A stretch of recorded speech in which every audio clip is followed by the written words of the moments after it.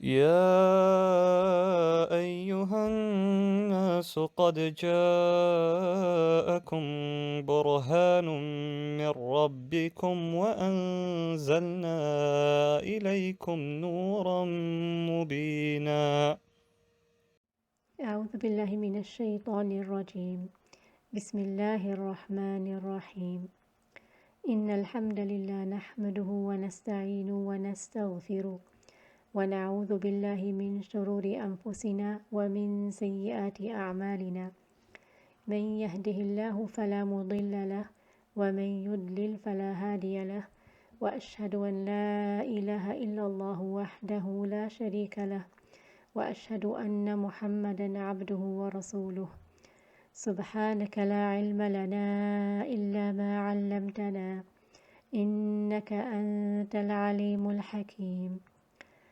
And so in today's lesson we'll be looking at the Tafkheem of Laam that comes in Ism al-Jalala. The Laam in general is read with Tarqeeq, with thinness, and it possesses the permanent sifa of istifal, which means that there is a lowering of sound in the mouth. So the reciter needs to be careful that when the Laam is neighboring letters of Tafkheem, such as the Kha and the Qaf, the Dad, the Sad, the Dha, the Ta, that the Laam is kept with Tarqeeq, and the Tafkheem of the neighboring letters is not brought into the Laam. So in the following examples, كُلَّ خَلَقَهُ خَلْقٍ ضَلَلْنَا مُعَطَّلَةٍ فَظَلْتُمْ صَلَبُوهُ. The following slide will be mainly beneficial for the advanced student of Tajweed. Care needs to be taken that whenever a Laam is found with a fatha, maftuha, that it is read with complete tarqeeq, complete thinness, especially when it's preceded by one of the letters Sad, Ta, or Dha. The riwayah of Warsh does taghleez for the Laam in certain situations.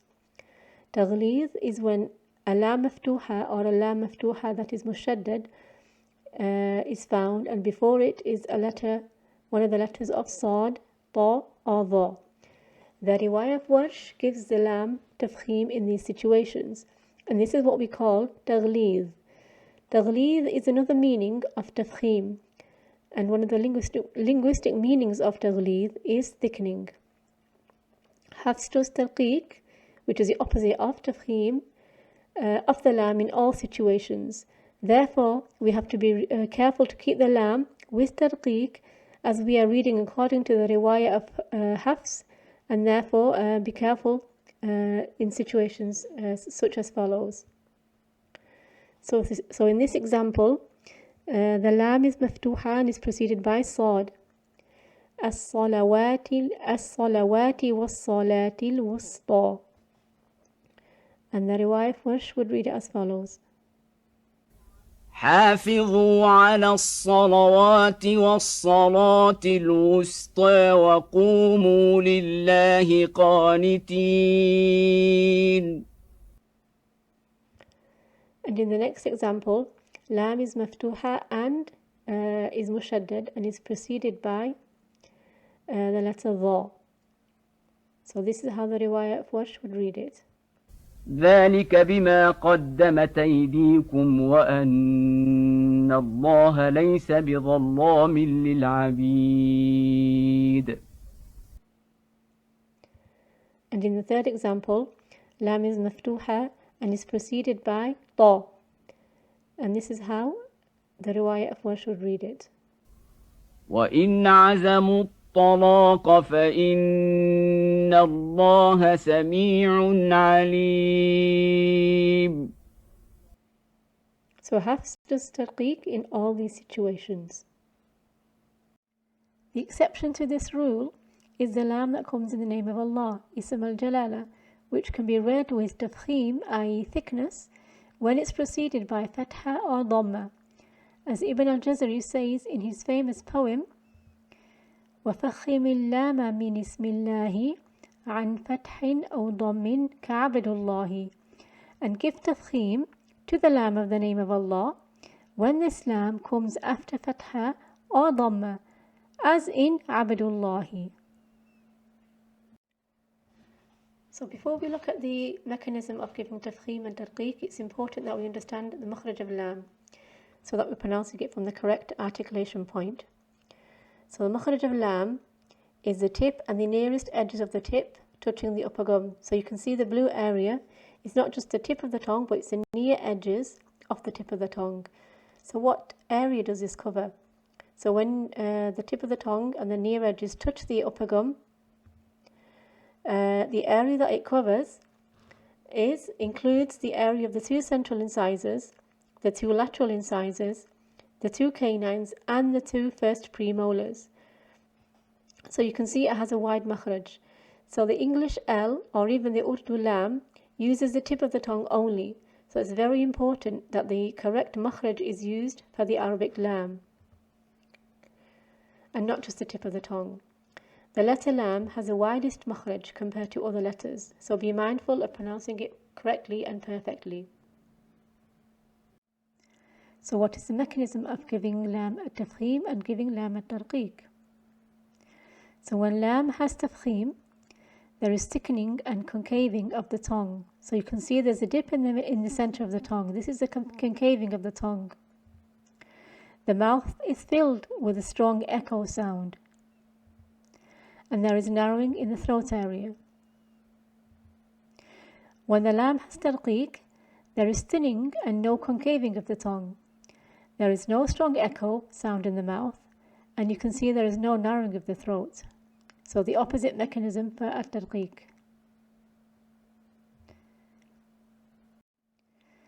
So the following examples are when lam has tarqeeq. So in all the examples below, the lam is preceded by kasra. So you can see from the video what happens to the tongue. There's no concaving of the tongue, there's no echo in the mouth, and there is no narrowing in the throat area. فَلَا تَجْعَلُوا لِلَّهِ أَنْدَادًا وَمَنْ يَتَّقِ اللَّهَ وَمَنْ يُؤْمِنْ بِاللَّهِ. So in the following examples, the lam has tafkheem. The lam is mufakhama. In the first example, the lam is preceded by dhamma, and in the second example, the lam is preceded by fatha. فَاتَّقُوا اللَّهَ إِذَا ذُكِرَ اللَّهُ. So you can see what happens to the shape of the tongue. So the lam is in its makhraj, which is the tip and the near edges of the tongue with the upper gum, and you can see there's concaving of the center of the tongue. The mouth is filled with echo, and there is a narrowness in the throat.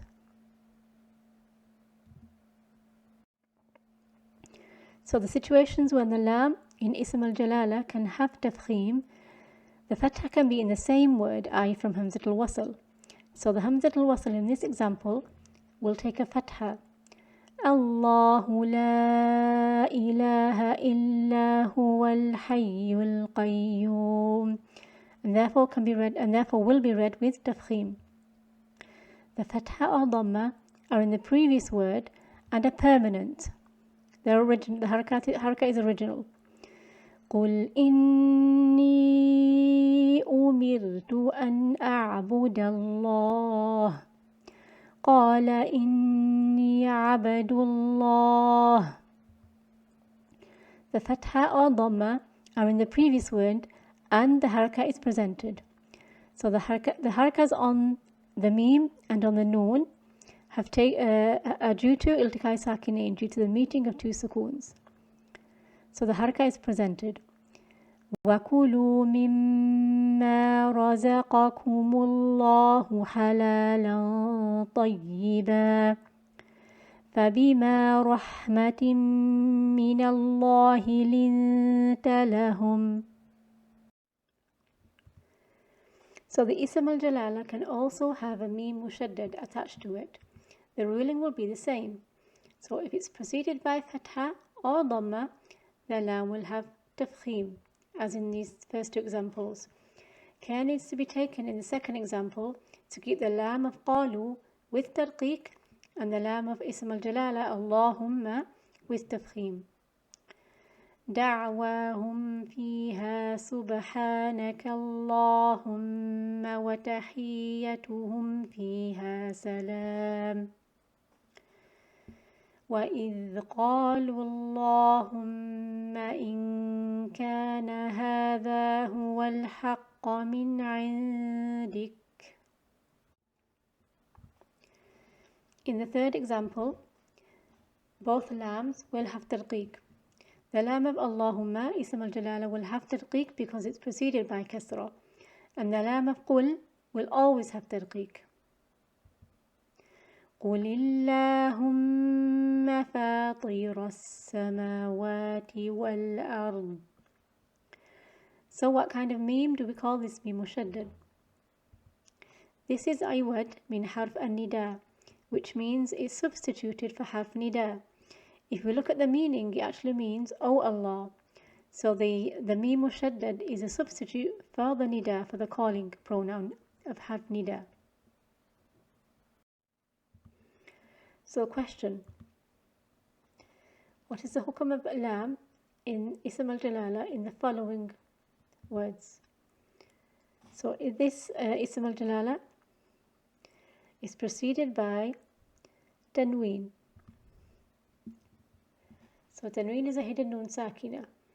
So because we have the meeting of two sukoons, so we have the sukoon of the noon sakina in the tanween, and we have the sukoon of the first lam in Ism al-Jalala. So therefore the noon will take a kasra to avoid the meeting of two sukoons. Therefore the lam will be read with tarqeeq. قَوْمًا اللَّهُ مُهْلِكُهُمْ قَوْمًا اللَّهُ. And in this example, if ayah 1 and ayah 2 of Surah Al-Ikhlas were read in wasal, then what would be the hukm of lam? So in wasal, the noon of tanween again would take a kasra to avoid the meeting of two sukoons, and the noon will be read with kasra.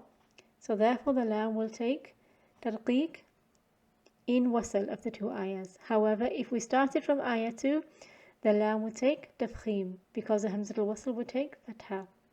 So in wasal it would be read قُلْ هُوَ اللَّهُ أَحَدٌ اللَّهُ الصَّمَدُ. And in ibtida it would be read قُلْ هُوَ اللَّهُ أَحَدٌ اللَّهُ الصَّمَدُ. So the lam would be read with tarqeeq in wasal. So question, what is the hukm of lam in the name of Allah in both places in the following ayah? So in a normal situation, this ayah would be read as is. وَإِذَا جَاءَتْهُمْ آيَةٌ قَالُوا لَن نُّؤْمِنَ حَتَّىٰ نُؤْتَىٰ مِثْلَ مَا أُوتِيَ رُسُلُ اللَّهِ الله أعلم حيث يجعل رسالته. So the Ism al-Jalala in both places will be read with Tafkheem in a normal situation. So the first one will have Tafkheem because it's preceded by Dhamma, Rasulullah. And the second one, the Hamzat al-Wasl, will take a Fatha in starting Allahu A'lamu, and therefore the lam will have Tafkheem. However, in a testing situation, if the student was being tested, the student could be asked what the hukm of the lam in the second Ism al-Jalala would be if they were read in continuation. So in continuation, the lam of Ism al-Jalala of the one in green would take tarqeeq because it's preceded by kasra. So حتى نؤتى مثل ما أوتي رسول الله الله أعلم حيث. Okay. So the student needs to know that in a testing situation, the student could be asked to give the tafkheem of a lam in Ism al-Jalala, even though you wouldn't start from here or you wouldn't join from here in a normal situation. So when Ism al-Jalala is preceded by a sakin letter What is the hukum of Laam? So in the first example, Ism al-Jalala is preceded by Alif Maksur. And in the second example, the Ism al-Jalala is preceded by Waw Maddiya, which is Sakina. And in the third example, Ism al-Jalala is preceded by Ya Maddiya, which is also Sakina. So in the first two examples, the Lam of Ism al-Jalala will take Tafkheem, because the letter of Sukoon is dropped in continuation in Wasl because of meeting of two Sukoons. So therefore we look to the Fatha on the Lam and the Dhamma on the Qaf. So إِلَى اللَّهِ مَرْجِئُكُمْ فَاتَّقُوا اللَّهَ وَأَطِيعُونَ. And in the third example, again the Ya is dropped in continuation in Wasl because of the meeting of two Sukoons. So therefore we look at the Kasra on the Jim. So therefore the Lam of Ism al-Jalala will take Tarqeeq. وَيُنَجِّي اللَّهُ الَّذِينَ اتَّقَوْا بِمَفَازَتِهِمْ. So to summarize today's lesson, the Lam in general is read with Tarqeeq, with thinness, for the riwayat of Hafs. The exception to this rule is in Ism al-Jalala. When the Lam of Ism al-Jalala is preceded by Fatha or a Dhamma, whether it's original or presented, then the Lam is read with Tafkheem. And if the Lam of Ism al-Jalala is preceded by a Kasra, whether it's presented or original, then the Lam will be read with Tarqeeq. The student needs to be aware of giving the correct mechanism of Tafkheem and Tarqeeq in the correct situations for the Lam. The student needs to be aware of words where the Lam is neighbouring a letter of Tafkheem, and to make sure that the letters of Tafkheem and letters of Tarqeeq are not mixed up. Examples were given in words such as Khalqin, Dalalna, and Wadhaltum. The term Taghlid was also introduced, and the student needs to be aware to keep the Lam when it is Maftuha with Tarqeeq when it's preceded by the letters Sad, Ta, and Dha. So Hafs makes the Lam clear with Tarqeeq in all situations except in Ism al-Jalala, where if it's preceded by Fatha or Dhamma, it has Tafkheem. Everywhere else, the Lam will have Tarqeeq. I pray that you have benefited from today's lesson, inshaAllah. Subhanaka Allahumma wa bihamdik. Ashhadu an la ilaha illa ant. Astaghfiruka wa atubu ilayk. وأن أتلو القرآن فمن اهتدى فإنما يهتدي لنفسه ومن ضل فقل إنما أنا من المنذرين.